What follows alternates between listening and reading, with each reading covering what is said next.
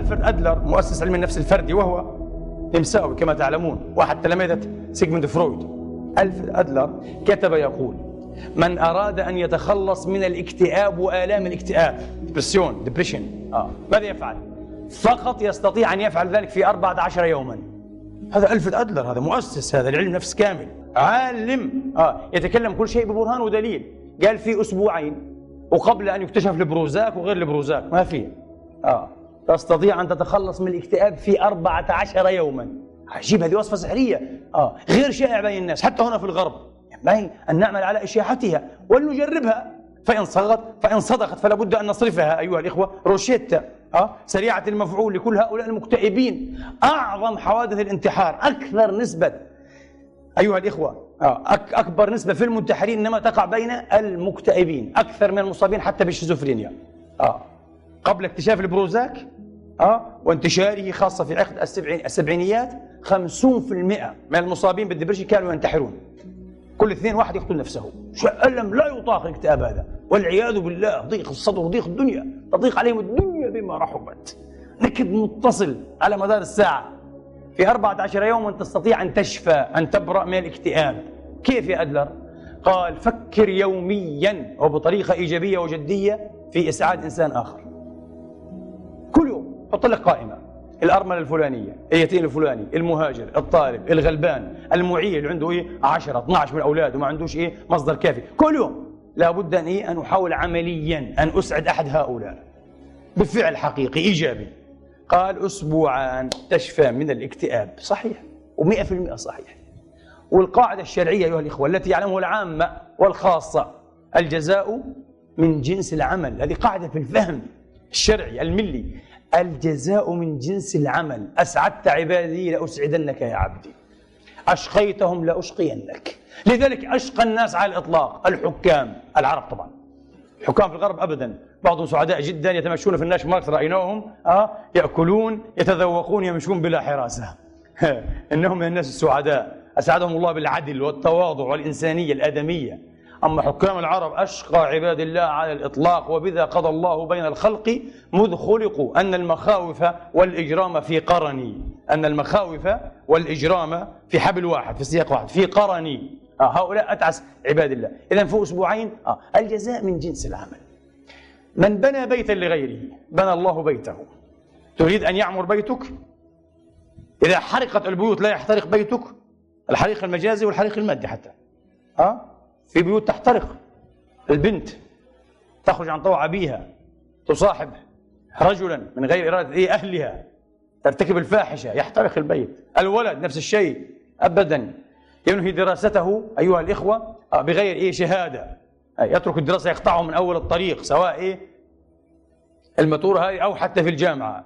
الأب طبعا تصيبه الآفات القلبية والأمراض الوعائية وضغط الدم، والأم كذلك. وبعدين يصل الأمر إلى التلاوم والتعاتب، الأب يلوم، الأم تلوم، يقع الطلاق، تخرب البيت كله. طبيعي أن يخرب. تعرفون لماذا؟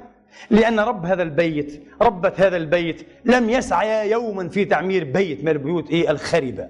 في بيوت خربانة، ناس مش لاقي تهوى وتشرب. لماذا لم تعمر هذه البيوت؟ لماذا لم تعطي يا أخي؟ وفر عن فمك بعض الشيء وأعطي للناس. لم تعطي، لم تفكر إلا في نفسك. أنا وعيالي وأهلي والعمل عبادة والسعي على أهل عبادة، وبعدين وخلاص ونقطة، وعلى الآخرين كمان. رحمة الله، وأختم بهذا، على الشيخ العلامة الأديب القاضي الفقيه علي الطنطاوي رحمة الله تعالى عليه. هذا رجل محبوب الجماهير، هذا لأنه كان عالما صالحا وصادقا أيها الإخوة. لم يكن من المتشدقين ولا المعسرين، لكنه كان صادقا.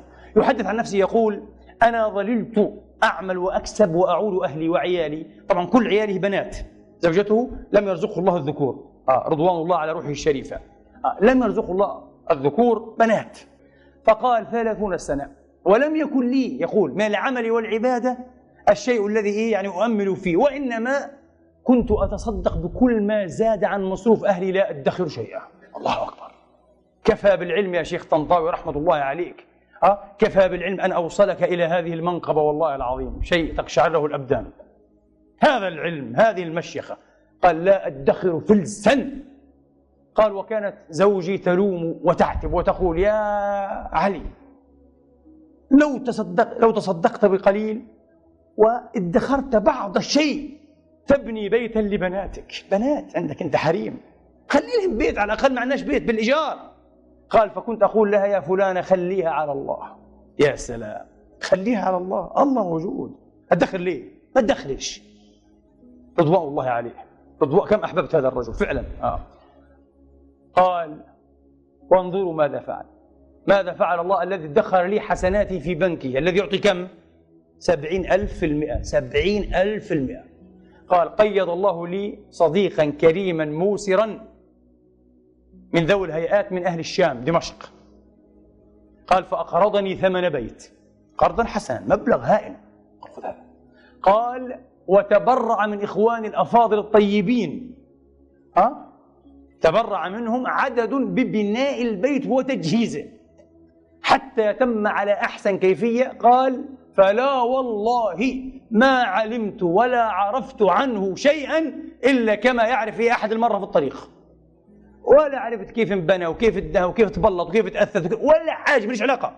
مشغول بالعلم والخطابة والقضاء، الرجل والتأليف، مش فاضي، رجل عالم مالوش علاقة. سلم البيت، تفضل يا أستاذنا هاي المفاتيح. قال ثم يسر الله تبارك وتعالى يا إخواني بعد ذلك مالا لم أحتسبه رددت به ووفيت به الدين كله. قال وإلى اليوم ما طلبت من الله شيئا إلا أعطاني ولا احتجته في شيء إلا لباني. أي والله. ثم قال وأضرب لكم مثلا. رضوان الله على اليقين يا إخواني، رضوان الله على أصحاب اليقين وأصحاب الثقة بالله، اللهم اجعلنا منهم. قال وأضرب لكم مثلا ما أجمله من مثل. قال شيخ والدي الشيخ سليم المسوتي قدس الله سره، مسوتي، خلاص مسوتي، بارك الله فيك، سليم المسوتي شيخ والده كان. قال هذا الرجل كان من علماء الشريعة وكان رجلا صالحا ومشهورا بالبذل والعطاء، من أكرم من سمع عنه رضوان الله عليه. قال وكأي من مرة يلبس فيها فروة أو جبة ويمشي فيتفق أن يرى رجلا مقهورا من البرد فيخلع جبته ويكسوها الرجل ويعود بإزاره إلى البيت. كرم محمد شيء لا يصدق. قال وذات مرة في رمضان، نحن الآن في رمضان مناسبة، قال كان يجلس على مائدته وقد هيأت له زوجه طعامه لأولاده. قال وإذا بالباب يطرق فخرج هو يترقب السائلين، يحب هذا، فإذا بسائل فارتقب وانتهز غفلة من زوجته، دخلت تأتي بعض الثلج والماء، أخذ الطعام كله وأعطاه للسائل وما في إفطار لا له ولا أولاده. يحب الكرم، يحب الكرم رضوان الله على روحه الشريفة شيخ سليم هذا المسوتي. فلما عادت زوجه جن جنونها، ركبها العفريت، إيش هذا؟ وأقسمت بالله لا تقعد معه. هكذا نبيت بجوع في رمضان وهو ساكت لا يتكلم رضوان الله عليه. شوف الناس الأولياء، هذا الدين، هذا الدين ليس أن لا تعطي وتقرر عظيم الناس بلسانك، يتكلم في الناس ولا يعطي وبقول لك متدين، الله أكبر، لأنه بيصلي 5 صلوات في المسجد، كله كلام فارغ، كله لعب هذا بالدين. المهم قال فلم تمر إلا نصف ساعة فقط وإذا بالباب يطرق وإذا بخدم أيها الإخوة يحملون صنوفا من الحلل والأواني والأطباق فيها من كل صنف من أنواع الطعام والفاكهة والحلوى. عجيب. وسأل الشيخ سليم ما هذا؟ قالوا سعيد باشا. سعيد باشا كان قد دعا جماعة من الكبار فاعتذروا في آخر ساعة فغضب غضبا شديدا وأقسم بالله ألا يأكلن أحد من هذا الطعام وأنه لا بد أن يرسله إلى بيت الشيخ الشيخ المسوتي، وأرسله إليه. شوف ربك كيف التأديب.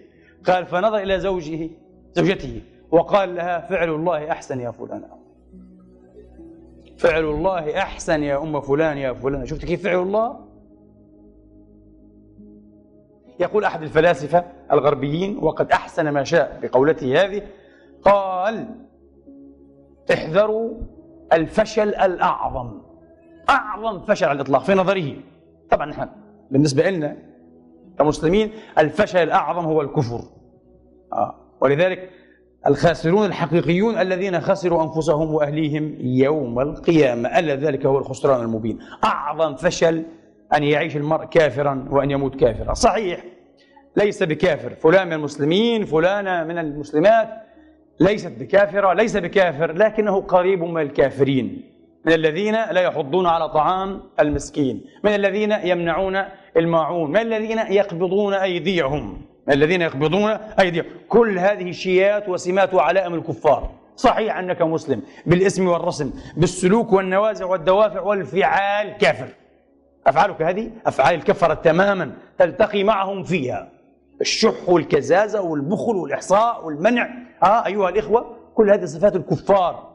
لا تبض يدك بقطرة، لا يلين قلبك، لا يذوب حزنا ورأفة ودحنانا على هؤلاء المنكوبين، على الضحايا، ضحايا الفقر والمجاعات والحروب والكوارث الطبيعية. لا تفكر فيهم، ضحايا الظروف، ضحايا أيها الإخوة التفاوت الاجتماعي والظلم السياسي والاقتصادي في بلادنا، أنت لا تفكر فيهم. الفيلسوف هذا يفيدنا أن مثل هذا الشخص أيها الإخوة سيكون أتعس الناس، صحيح، مع أنه فيلسوف وليس دارسا لعلم النفس، وتقاريره صحيح 100%. تستطيع أن تحلف عليه يمينا مغلظة ولا تحنث في يمينك، يمينا مغلظة. قل لي فلان عنده مئات الملايين لكنه لا يعطي، لا يهتم. أنا أحلف لك على كتاب الله آية أنه من أتعس عباد الله، يعيش تعسا ويموت خائبا خاسرا، ليس سعيدا. أنت فقير عندك 5000 يورو، أسعد منهم مليون مرة. أنت سعيد حقيقي وتنام ملء جفنيك، تنام ملء وتقهقه ملء شدقيك، تضحك من قلبك. ضحكة الإنسان عاشق الحياة والأحياء، الفرح بنفسه وبأقدار الله، الراضي المطمئن الواثق الموقن أيها الإخوة بكفاية الله وإحسابه،